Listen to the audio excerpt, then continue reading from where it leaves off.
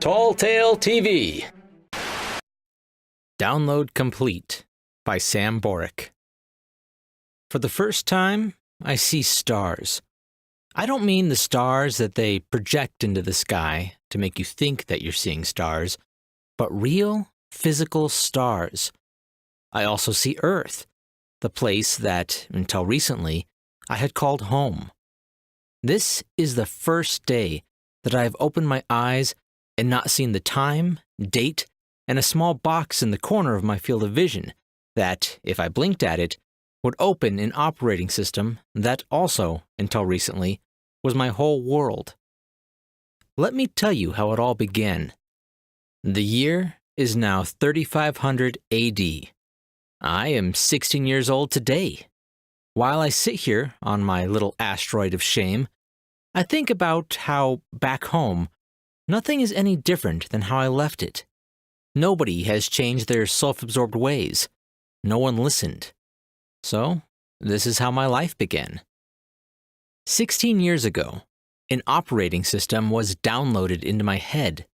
When I was born, it was part of me.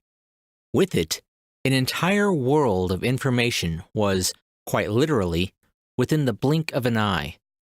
With my own personal operating system, I could access the internet, talk, text, and video chat with my friends, listen to music, play games, and buy things, all in my head. When I blinked at the little box in the corner of my eye, the real world was consumed by the virtual one. Everyone else in the world was exactly like me. They all had operating systems, and they all were addicted to tomorrow. I was no exception. I would spend hours upon hours each day with my eyes filled with the internet. And this is exactly what I was doing when my friend crashed the car we were flying directly into a concrete pillar. I was 10 years old and flying around with my friend Bill. We called him Phantom, just because he was so quiet all the time. But let me tell you, when he wanted to, he could be very loud. This was demonstrated by the deafening yell of "Jump!" that I heard from my left as I felt the car plummeting to the ground. I kicked open the door and hurled myself out into Earth's atmosphere. Luckily, we both had parachutes embedded into the backs of our jackets for this exact reason. Because of overpopulation and such, the people of Earth ran out of room to build. The solution to this dilemma was to build up. We floated down to street level and trudged home in silence. Once I got there, I started to think, if my idiot friend hadn't been looking at his OS with one eye and trying to drive with the other, we wouldn't have had to waste our time telling our parents about the whole thing. Or maybe he just shouldn't have had his OS up at all. But that's a stupid idea. Why would anyone not want the internet, even for a short period of time? For whatever reason, I began to have a pounding headache. It felt like my head was being crushed by a hydraulic press. It was just like I had just slammed my head into a brick wall. I stumbled into my bed and tried to sleep. That night, I didn't get 1 minute of sleep. So at about 2 a.m, I opened my eyes to the internet and let the pain get lost in my endless stream of digital society. Skip forward 2 years, and my outlook on life was no different than when I was 10. But all of this changed in the course of 2 hours. I was sitting in my room with my brother. We were playing a game together through our operating systems. After about half an hour of Max's lasers destroying my ship, I decided to call it quits. Max left, and I just sat there for a while, not on the internet, just sitting, thinking.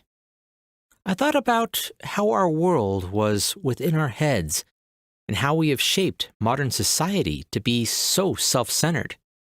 Everyone I know, my friends, my family, pretty much everyone in the world is completely consumed by what they see on the internet. I think about what life would be like without my operating system. But I didn't get very far with that one. because at the time, it was the most depressing thing I have ever imagined. Living without the internet? Why would anyone want to subject themselves to such torture? And so, the days went on. For another 2.5 years, I had faith. For another 2.5 years, I was a kid. Those thoughts that I had had years ago got pushed to the back of my mind, but they were still there, unconsciously waiting to resurface. I remember one day in March, this past year, when I was eating dinner with my family. It was so quiet in the room. Everyone, it seemed, except for me, was zoned out, focusing on the virtual space in front of them. And it was at that moment that I realized I couldn't go on like this any longer. So I told them, "Hey, I was just wondering if there was a way to delete a person's OS." "Why do you want to know that?" Mother replied. "No reason. I was just curious." No one else had even heard me. "Well, actually, I don't know. I had never thought about that before." I stayed up all night trying to figure out if deleting an operating system was even possible. I found absolutely nothing. All of it was just speculation and theories that had no actual facts. I finally decided to call it quits and fell asleep around 3 in the morning. The next day, I met up with some friends at the mall. We wandered around aimlessly for a while, then decided to just go back to my house and play some video games. In the middle of a game, I brought up the question I'd asked my family the night before. "Do you guys think it's possible to get an operating system out of someone's head?" "Axel, that is literally the dumbest question I have ever heard," said Hunter. "Yeah, that's literally the most obvious question ever," Austin agreed. All right.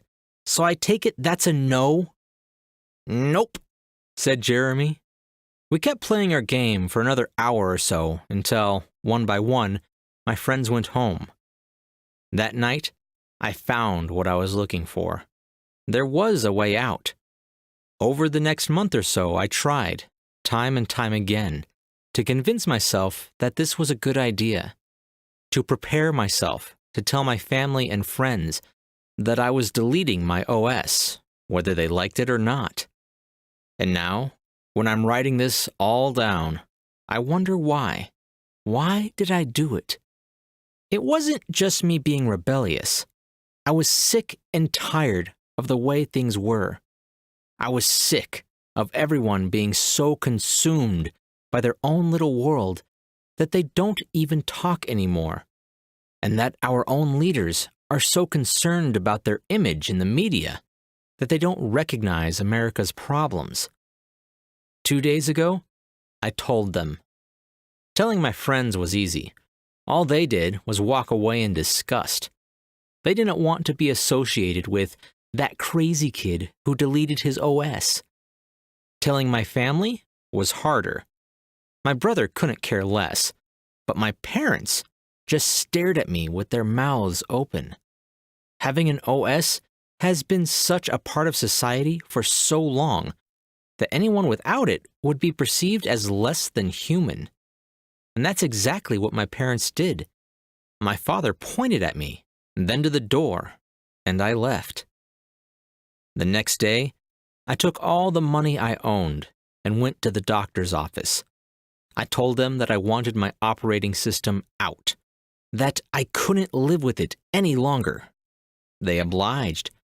The last thing I heard before the anesthesia put me to sleep was, "Prepare the shuttle." When I woke up, I was on an asteroid, millions of miles away from home.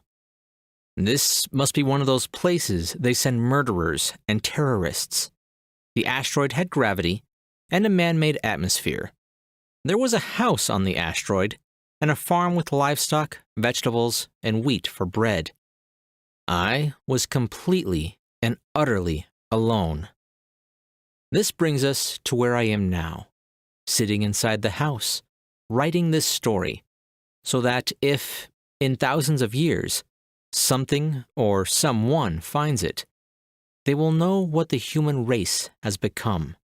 They will know about the operating system. Download Complete is the first short story ever written by Sam Borek, a high school student who loves sci-fi. And writing, especially in the genre of cyberpunk, is quickly becoming a hobby of his. When I got this story in my inbox, I was really impressed with Sam's submission. For someone just starting out on the path of a writer, his story was surprisingly thoughtful and really well written, touching on a lot of the big issues facing us today and in the near future. I have no doubt that if he continues down this path, Sam Borek will be a writer to watch. I'm Chris Herron, and that's it for today's Tall Tale TV.